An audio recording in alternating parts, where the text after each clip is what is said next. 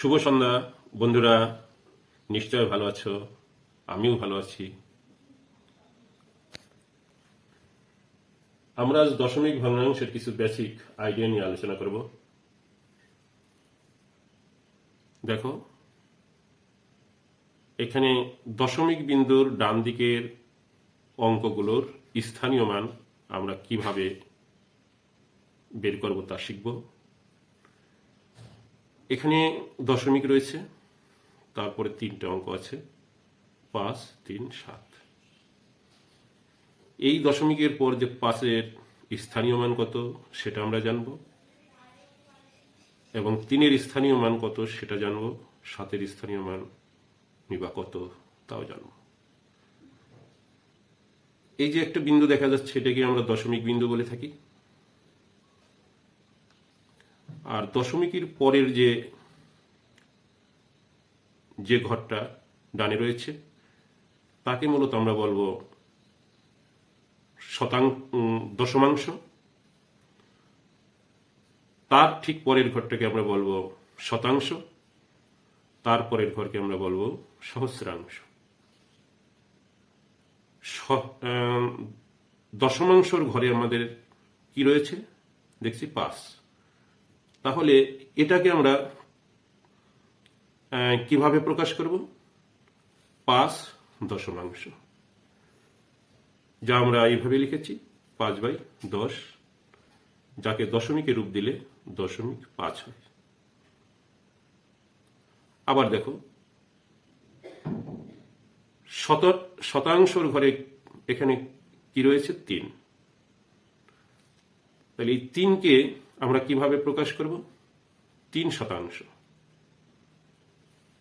যা আমরা এইভাবে লিখেছি 3/100, দশমিকে রূপ দিলে 0.03 হবে। আবার সহস্রাংশের ঘরে কি রয়েছে 7, আর এই 7কে আমরা কিভাবে প্রকাশ করব? 7 সহস্রাংশ, তাকে আমরা কিভাবে লিখেছি 7/1000, এবং দশমিকে কিভাবে রূপ দিয়েছি 0.007। হ্যাঁ, এখানে একটা প্রশ্ন থেকে যায় যে দশমিকের পর এখানে 3 ঘর হলো কেন? আমরা এই দিক খেয়াল করেছ যে 7/1000, 7 সহস্রাংশ। আমাদের একের পর কয়টা শূন্য আছে? 1, 2, 3, বা কয়টা ঘর আছে? 3টা ঘর। তাহলে একের জন্য এখানে দশমিক হবে, আর এখানে একের পর কয়টা ঘর আছে? 3টে ঘর। এই জন্য এই দশমিকের পরও 3 ঘর হবে। আমরা 7 লিখে বামে দুটো শূন্য দিয়ে 3 ঘর পূরণ করতে হবে। এটা কিন্তু ডানে শূন্য দেওয়া যাবে না। ঠিক অনুরূপ এখানেও এই দশমিকের পর এই ঘরগুলো বসানো হয়েছে। আশা করি আমরা বুঝতে পেরেছি। এবার দেখো, নিচে আমি একটা ছকাকারে কিছু তথ্য তুলে ধরেছি। প্রথম ঘরে কি আছে? সাধারণ ভগ্নাংশ, তারপরের ঘরে দশমিক ভগ্নাংশ, এবং পরে কথায় প্রকাশ। সাধারণ ভগ্নাংশ এখানে 3/10 রেখেছি। এই ঘরে খালি রাখা হয়েছে, এখানেও খালি রাখা হয়েছে। তাহলে এই খালির জায়গায় কি আছে? দশমিক ভগ্নাংশ। অর্থাৎ সাধারণ ভগ্নাংশকে আমরা যদি দশমিক ভগ্নাংশে রূপ দিই তাহলে কি হয় দেখো, এখানে আছে কি 3/10। তাহলে এটাকে আমরা দশমিক ভগ্নাংশে যদি রূপ দিই তাহলে কি দশমিকের আগে বা পূর্বে একটা শূন্য দিয়ে নিতে হয়। এরপর আমরা কি লিখব? এই 3 আছে দশমিকের, আমরা এই যে দশমিক যে বসাবো সেটা বসানোর পর একের পর কয়টা ঘর আছে? 1 ঘর আছে। এই জন্য এখানেও 3 আছে। তাহলে আমরা আর কোনো বামে কোনো শূন্য দেওয়ার কোনো প্রয়োজন হবে না। আমরা এটাকে দশমিক ভগ্নাংশে কিভাবে লিখব? 0.3। এটাকে যদি কথায় প্রকাশ করো তাহলে কি হবে? 0 দশমিক 3, এটাকে আমরা কথায় প্রকাশ করলাম। আবার দেখো দশমিক ভগ্নাংশ ঘর বরাবর কত আছে? 0.7। একে যদি আমি সাধারণ ভগ্নাংশে রূপ দিই তাহলে কি হবে? এখানে দশমিকের পর কত আছে? 7 আছে, তাহলে আমি 7 উপরে লিখবো। 7 বাই দশমিকের জন্য 1 দিব, আর দশমিকের পর কয় ঘর আছে? 1 ঘর, এই জন্য এখানে একটা শূন্য হবে।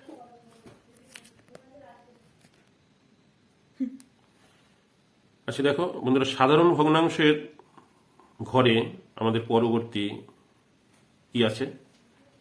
5/100। এটাকে যদি আমরা দশমিক ভগ্নাংশে প্রকাশ করি তাহলে কি হবে? আগে দশমিক দিয়ে নেব। এবার দশমিক দিয়েছি, দশমিক দেওয়ার পর দেখো এখানে আমাদের কি আছে? 5/100। একের পর কয়টা শূন্য আছে? 2টা শূন্য আছে, তাহলে দশমিকের পর 2 ঘর হবে, কিন্তু আমার উপরে আছে কত? 5। তাহলে আমি কি করব? এই 5 লিখে নিয়ে বামে আর একটা শূন্য দিয়ে 2 ঘর পূরণ করে ফেলবো। তাহলে দশমিকের বামে খালি রাখা যায় না, এই জন্য একটা শূন্য দিতে হয়। তাহলে কি হলো? 0.05। এই যে আমি কথাটা বললাম, এটাই হবে কথায় প্রকাশ। 0.05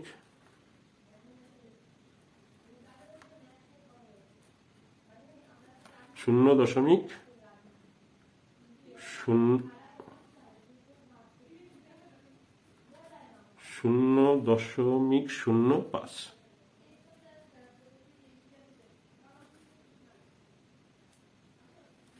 আচ্ছা, এরপরে দেখো কি রয়েছে? 3 সম্পূর্ণ 5/10 বা 3 পূর্ণ 5/10। একে যদি আমরা দশমিক ভগ্নাংশে রূপ দিই তাহলে কি হবে? 3 তো একটা পূর্ণ, অতএব এটার অবস্থান হবে দশমিকের বামে। এবার দশমিক এখানে কত আছে? 5/10, তাহলে আমাদের এখানে হবে 5। এখানে এই একের পর একটা শূন্য আছে, তো এই জন্য দশমিকের পর একটা ঘর হবে, যার কারণে এখানে 5-এর বামে কোনো শূন্যর প্রয়োজন হবে না। এবার দেখি বন্ধুরা, এটা কিভাবে কথায় লিখবো? 3.5, ঠিক যা বললাম ঠিক সেইভাবেই 3.5। আচ্ছা, এবার বন্ধুরা দেখো, এই যে উপরোক্ত যে একটা ছক আকারে আমরা সাধারণ ভগ্নাংশকে দশমিক ভগ্নাংশে রূপ দেওয়া এবং তাকে কিভাবে কথায় প্রকাশ করতে হয়, ঠিক এই জিনিসগুলো আমরা শিখলাম। তো এই ছক করে ফেলছে।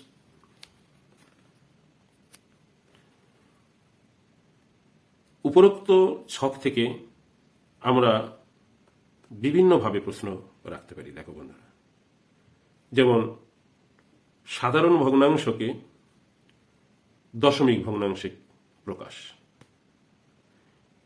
এখানে আমরা দেখো কি আছে? 9/10। এটা কি ভগ্নাংশ? সাধারণ ভগ্নাংশ। একে আমরা কিসে প্রকাশ করতে বলতেছি? দশমিক ভগ্নাংশে।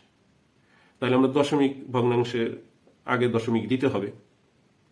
দশমিক দিয়ে এবার উপরে কত আছে? 9 আমরা লিখেছি 0.9। এখন একের পর কটা শূন্য আছে? একটা শূন্য আছে, অর্থাৎ দশমিকের পর এখানেও একটা ঘর আছে, অর্থাৎ এখন এখানে বামে একটা শূন্য দিতে। এরপরে দেখো পরেরটা কি রয়েছে? 3 পূর্ণ 7/100। তাহলে এটাকে আমরা কিভাবে লিখব? আমরা লিখব 3 দশমিক, একের পর কটা শূন্য আছে? 2টা শূন্য আছে, অর্থাৎ দশমিকের পর 2 ঘর হবে, কিন্তু উপরে আছে কত? একটা ঘর আছে, তাহলে আছে কত? 7। এখন 2 ঘর পূরণ করার জন্য এখানে বামে একটা শূন্য দিয়ে দিতে হয়, তাহলে 3.07। এবার দেখো আর একভাবে প্রশ্ন যদি আমরা করি যে দশমিক ভগ্নাংশকে সাধারণ ভগ্নাংশে প্রকাশ করো। দশমিক ভগ্নাংশ যদি আমরা এখানে কিনি 0.05, কিসে প্রকাশ করতে বলা হচ্ছে? সাধারণ ভগ্নাংশে। তাহলে সাধারণ ভগ্নাংশ যখন প্রকাশ করতে হবে, অর্থাৎ কি দশমিক উঠে যাবে, আর দশমিক উঠে গেলে পরে এই 5-এর বামে যে শূন্য থাকবে সেই শূন্যর কিন্তু কোনো মূল্য নেই। সেহেতু আমরা কি করব? শুধু 5 লিখব, উপরে লব আকারে 5 লিখব, 5 লিখব। আর নিচে কি করব? এই দশমিকের পর কয়টা ঘর আছে? 2টো ঘর আছে। তাহলে পরে দশমিকের জন্য 1 হবে, আর কয় ঘর আছে? 2 ঘর, এর জন্য 2টো শূন্য হবে। এটা হয়ে গেল সাধারণ ভগ্নাংশ। কাকে করলাম? দশমিক ভগ্নাংশকে। এবার দেখো, এখানে আছে কি 3.13। আমরা কিন্তু এটা 13 বলতে পারবো না, আমরা বলবো 3.13, মানে দশমিকের পর এই 13 বলতে হয়, আলাদা আলাদাভাবে বলতে হয়। তো এটাকে আমরা কিভাবে লিখব? 3টা হবে দশমিকের আগে, যেহেতু এটা একটা পূর্ণ জিনিস, আর এই দশমিকের পরে হবে কত আছে? 13 আছে, এটা উপরে যাবে আর নিচে আসবে দশমিকের জন্য 1, আর তারপর 2টা ঘর আছে, এই জন্য 2টো শূন্য, অর্থাৎ 3 পূরণ 13/100। এবার দেখো, আর একভাবে যদি আমরা প্রশ্ন করি, দশমিক ভগ্নাংশকে কথায় প্রকাশ। এখানে কত আছে? 0.05। এই যা বললাম ঠিক সেটাই এখানে লিখতে হবে। 0.05।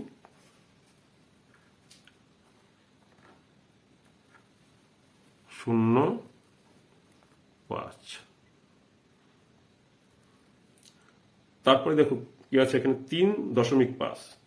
তাহলে এটাকে আমরা লিখবো কি? যা বলা হলো ঠিক সেটাই, 3.5।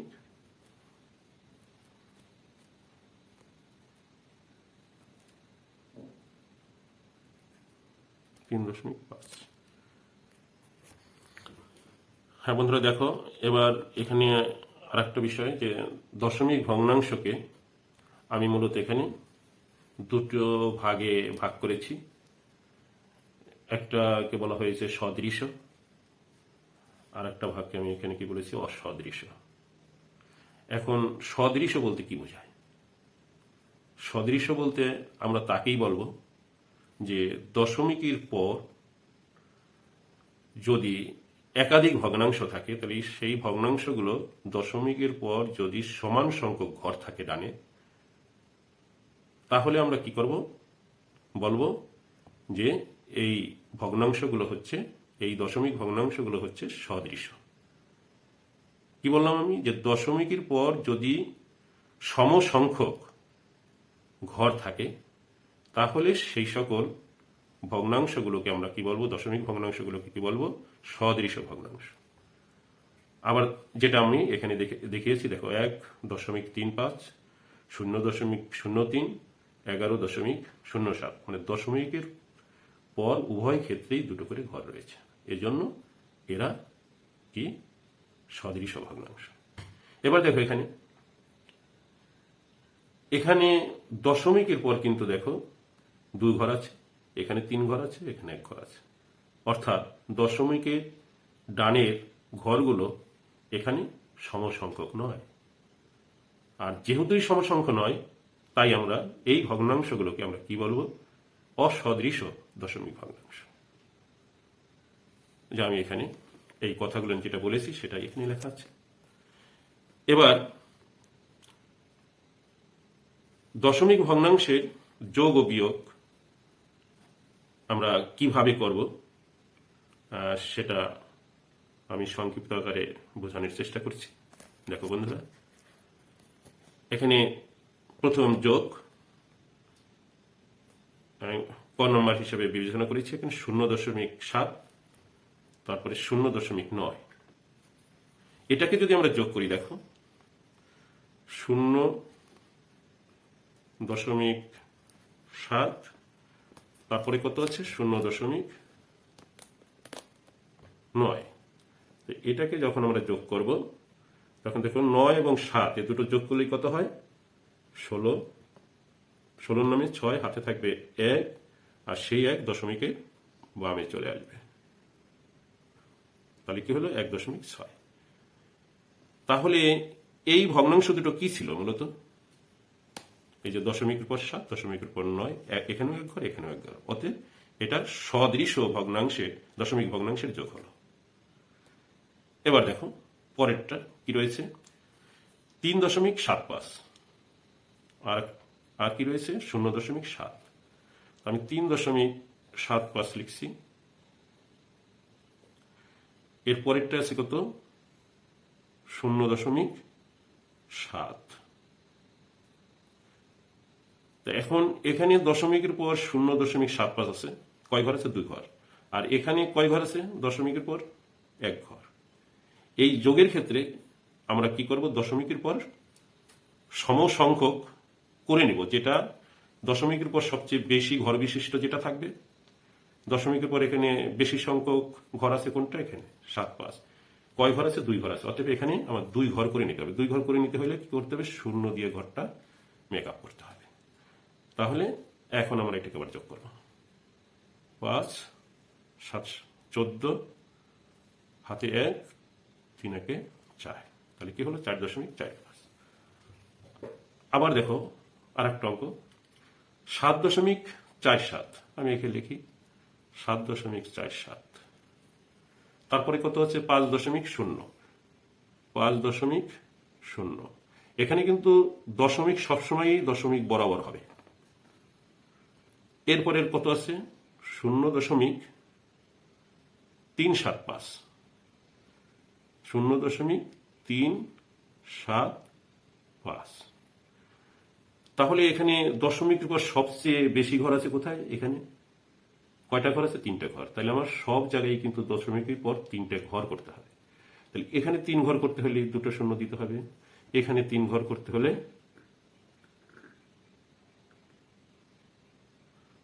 1টা শূন্য দিতে হবে, 1টা শূন্য দিতে হবে। এবার আমরা যোগ করব, দেখো 5, 7, 7, 14, 9, 4, হাতে 1, 4, 3, 7, 8, 7, 5, 12। তাহলে কত হলো 12.845। দেখো বন্ধুরা, এখন বিয়োগের ক্ষেত্রেও আমরা এই বিষয়টা একটু অনুশীলন করি। কি আছে, প্রথম 0.5 হতে 0.3 বিয়োগ করব। তো 0.5 হতে আমি আগে 0.5 লিখছি, এ থেকে বিয়োগ করব কত 0.3, 0.3। এটাকে যদি বিয়োগ করি তাহলে কত হয়, দশমিক বরাবর দশমিক, 3, 5 থেকে 3 বাদ দাও, থাকে কত 2, এবার 0। এই বিয়োগটা কিন্তু সদৃশ দশমিক ভগ্নাংশের বিয়োগ। তার কারণে এখানেও দশমিকের পর 1 ঘর আছে, এখানেও দশমিকের পর 1 ঘর আছে। এবার দেখো এখানে আছে 7 হতে 2.72 বিয়োগ করো। তাহলে আমরা কি করব, 7 হতে 2.72, 2.72। এখন আর প্রথমটা আছে কি 7, মানে এটাকে পূর্ণ, এটা দশমিকের বামে, তাই দশমিকের বামে দিয়েছি। এরপরে এখন দশমিকের পরে ডানে কয় ঘর আছে 2 ঘর, তাহলে এখানে আমার 2 ঘর শূন্য দিয়ে করতে হবে। এখন যদি আমি বিয়োগ করি, 2 আছে কত হলে 10 হবে, 8 হইলে হাতে 1, 7, 8, 8 আছে কত হলে 10 হবে, 2 হইলে দশমিক, হাতের হলো 1, 2 কে 3, 3 আছে কত হলে 7 হবে, 4 হলে 4.28। আবার দেখো এখানে 305.7 হতে 47.375 বিয়োগ করি। তাহলে 305.7 হতে কত বিয়োগ করব, 47.375। তাহলে এখানে দেখো 3 ঘর আছে, তাহলে এখানে 3 ঘর করতে হবে। আমি কি করব, 0 দিয়ে পূরণ করব। এবার বিয়োগ করি, 5 আছে কত হলে 10 হবে, 5 হলে, 7 আছে কত, 7 থেকে 8, 8 আছে কত হলে 10 হবে, 2 হলে, হাতে 1, 3 কে 4, 4 আছে কত হলে 7 হবে, 3 হলে, এবার দশমিক বরাবর দশমিক, 7 আছে কত হলে 15 হবে 8 হলে, হাতে 1 4 × 5 5 আছে কত 10 × 5, হাতে 1 আছে কত 3 হবে 2 হবে, কত হলো 258.325। আশা করি বন্ধুরা বুঝতে পেরেছি। ধন্যবাদ বন্ধুরা, সবাই ভালো থাকো এবং বেশি বেশি করে আমাকে সাবস্ক্রাইব করো। আজ আর নয়, আবার কথা।